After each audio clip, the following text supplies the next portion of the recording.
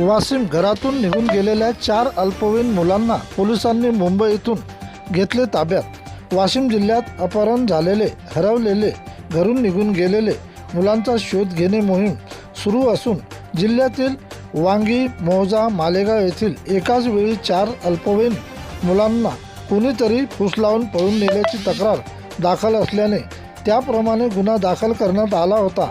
सदर गुन्ह्याच्या तपासात ठाणेदार श्रीदेवी पाटील ह्या 4 अल्पवयीन मुलांचा शोध घेत असताना गुप्त माहितीदाराकडून मिळालेल्या माहितीने ठाणेदार श्रीदेवी पाटील, पोलीस उपनिरीक्षक लालमणी श्रीवास्तव यांच्यासह शोध पथक मुंबई येथे रवाना। मुंबई येथे 2 दिवस शोध घेऊन मस्जिद रेल्वे स्टेशन परिसरात असल्याबाबतची माहिती मिळाली। त्या ठिकाणी 4ही मुले मिळून आले।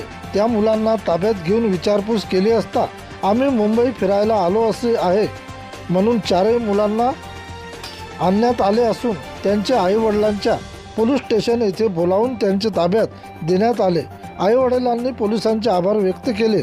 वरील कारवाई जिल्हा पोलीस अधीक्षक निकेश खाटमोडे यांच्या मार्गदर्शनात अप्पर पोलीस अधीक्षक लता फड मॅडम, उपविभागीय पोलीस अधिकारी नवदीप अग्रवाल तसेच ठाणेदार श्रीदेवी पाटील यांच्या नेतृत्वात पोलीस उपनिरीक्षक Lalmani Srivastava, police head constable Pramod Raut, police head constable Umakant Kedare, गुन्हे शाखेचे अंमलदार विठ्ठल महले, सचिन देशमुख, जगदीश राजूरकर, सायबर सेलच्या मेघा मनवर यांनी शोध घेतला आहे।